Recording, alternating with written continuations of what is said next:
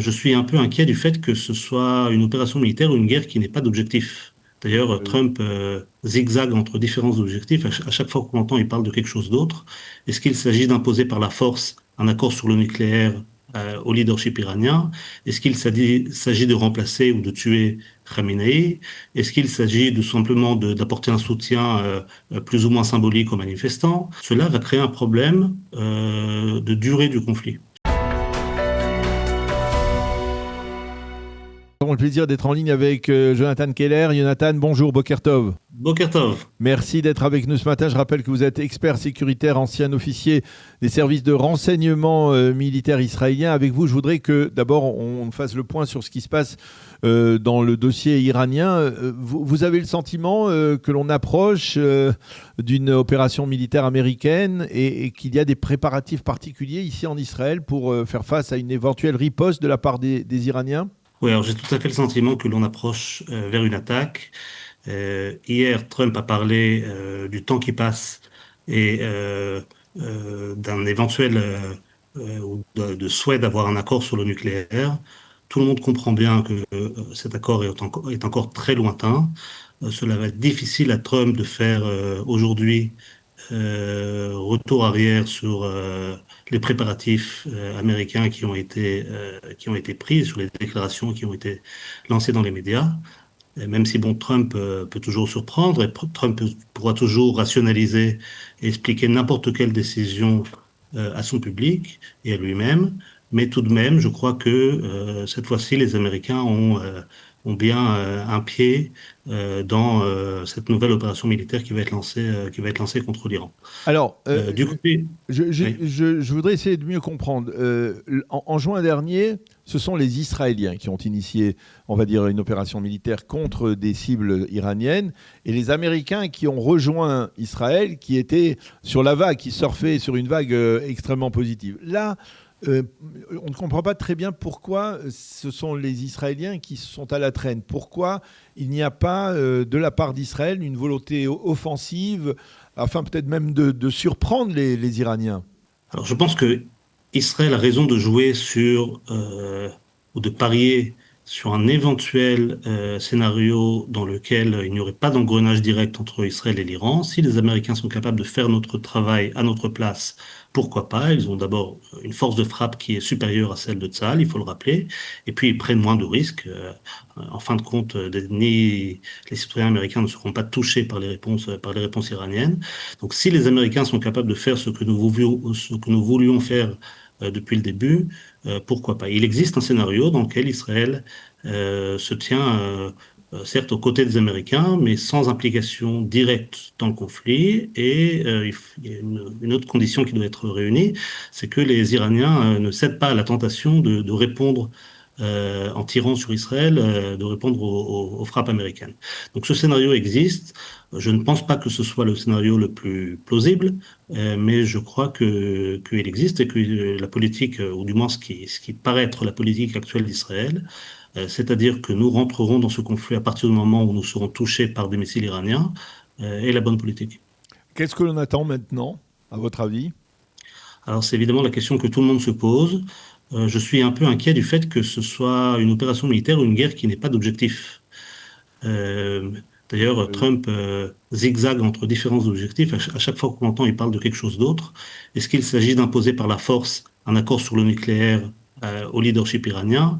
Est-ce qu'il s'agit de remplacer ou de tuer Khamenei? Est-ce qu'il s'agit de simplement d'apporter un soutien plus ou moins symbolique aux manifestants? Est-ce qu'il s'agit de changer le régime, de déplacer le régime iranien et de le remplacer par un autre régime? Personne ne sait vraiment quels sont ces objectifs. Cela va créer un problème de durée du conflit. C'est-à-dire que les Américains ont certainement le privilège de se retirer après quelques jours ou éventuellement une semaine, peut-être un peu plus, de frappe, en disant qu'ils ont fait leur besogne. Mais le conflit entre Israël et l'Iran risque de durer un peu plus longtemps. Cette fois-ci, contrairement en juin, où nous avions un objectif clair qui était la destruction du programme nucléaire. À partir du moment où il avait été obtenu, nous avions plus d'intérêt à continuer ce jeu-là. Cette fois-ci, cela va être un peu plus compliqué. Je pense qu'il y a un scénario qui n'est pas tout à fait impossible, dans lequel nous rentrions dans un conflit de longue durée, missiles interposés, avec les Iraniens.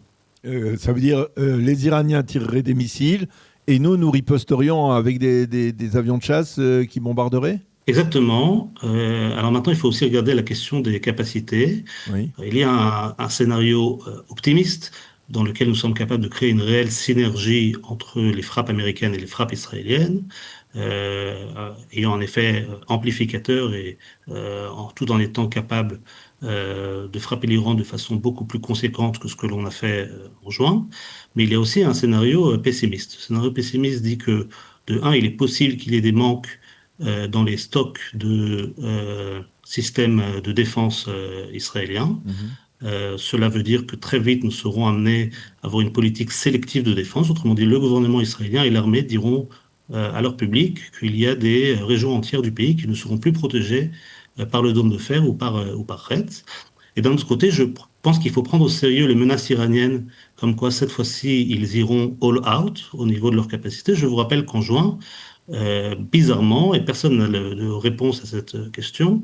D'abord, ils ont fait très peu d'usage de missiles sophistiqués, par exemple de type Sagil, qui a été lancé seulement une seule fois sur l'hôpital de Beersheba. L'essentiel des missiles tirés étaient des missiles d'ancienne génération, donc plus facilement interceptables.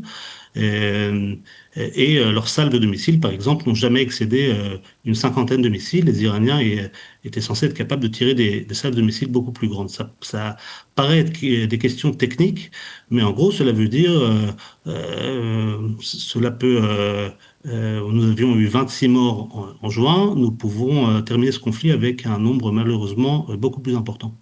Alors, je voudrais que l'on parle, parce qu'on va rester dans l'expectative concernant ce dossier iranien, pour voir si les prochains jours vont marquer un changement, un tournant. Mais je voudrais que l'on revienne sur le dossier de la bande de Gaza. On est entré, on va dire de plein pied, comme dirait Elod, dans la seconde phase, avec bien entendu donc, les obsèques, le rapatriement du corps de Ranvili et ses obsèques. Maintenant, Israël est dans la seconde phase. Et il y a des informations qui font état, on va dire, d'abord d'une forme de protestation de la part de Tsahal concernant le nombre massif de camions d'aide alimentaire et d'aide humanitaire qui rentrent chaque jour dans la bande de Gaza. On sait que depuis le cessez-le-feu, il y a 600 camions par jour qui rentrent à l'intérieur de la bande de Gaza. Et finalement, cela ne suffit largement, en tout cas, à la population civile apparemment, mais surtout cela engraisse le Hamas qui apparemment, selon certaines données, parviendrait à recueillir près de 45 millions de shekels par jour de taxes sur ces marchandises-là. Alors, l'armée dit il faut mettre fin à ce phénomène parce que c'est lui qui renforce le Hamas à l'intérieur de la bande de Gaza, en tout cas dans la partie qui est sous contrôle du mouvement terroriste. Qu'est-ce que vous en pensez? Alors, tout à fait, on n'est pas aujourd'hui content en Israël ni de l'ouverture du point de passage de Rafah, qui se fait dans des conditions qui n'étaient pas les nôtres, ni de, comme vous le dites, ni du volume, ni des moyens de contrôle sur les camions humanitaires qui traversent tous les jours la frontière.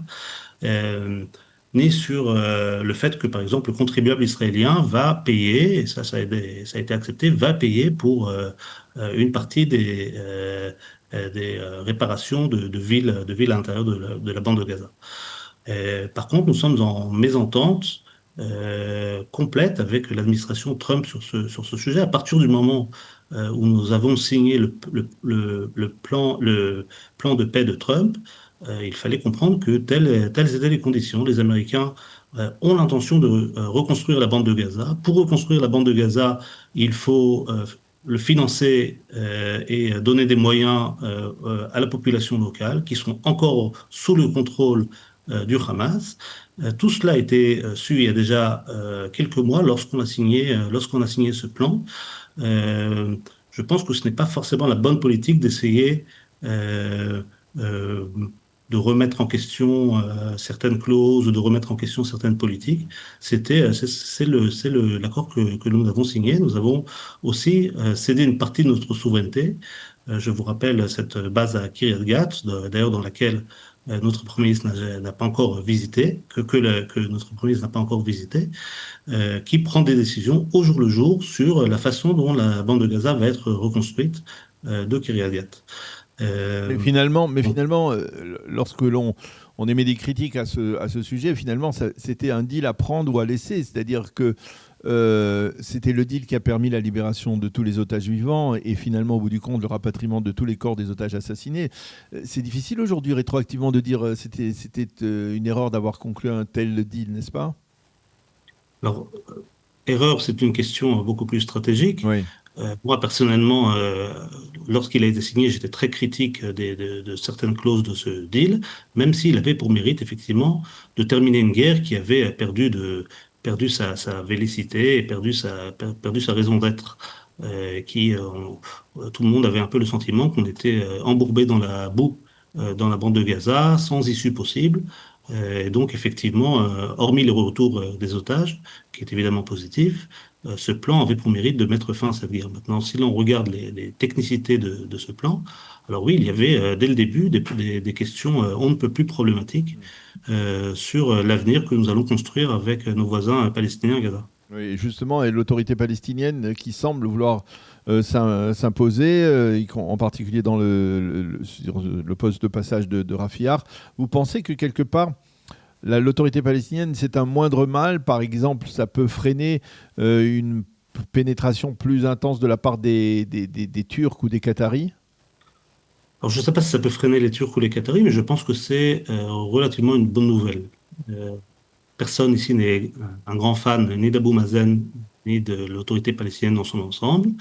Mais il s'agit tout de même de la dernière institution palestinienne qui mérite ce nom d'institution, qui est capable de fonctionner, qui a une bureaucratie, qui sait gérer des budgets, qui a des forces de police, et ainsi de suite. Donc le fait que l'autorité palestinienne soit rentrée en force dans la bande de Gaza à travers ce gouvernement soi-disant technocratique, oui, je pense que c'est une bonne nouvelle. La deuxième bonne nouvelle, c'est que on a beaucoup parlé du Qatar et de la Turquie dans cette espèce de conférence de la paix ou de Hmm. commission de la paix menée par Trump.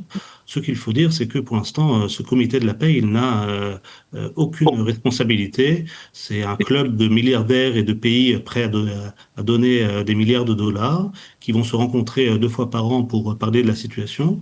Mais ce n'est pas quelque chose de Mhm. concret qui peut gérer réellement la situation sur le terrain. Eh bien, Jonathan Keller, merci beaucoup de nous avoir éclairé Merci à vous. sur ces deux dossiers. Bonne journée, à bientôt. À bientôt.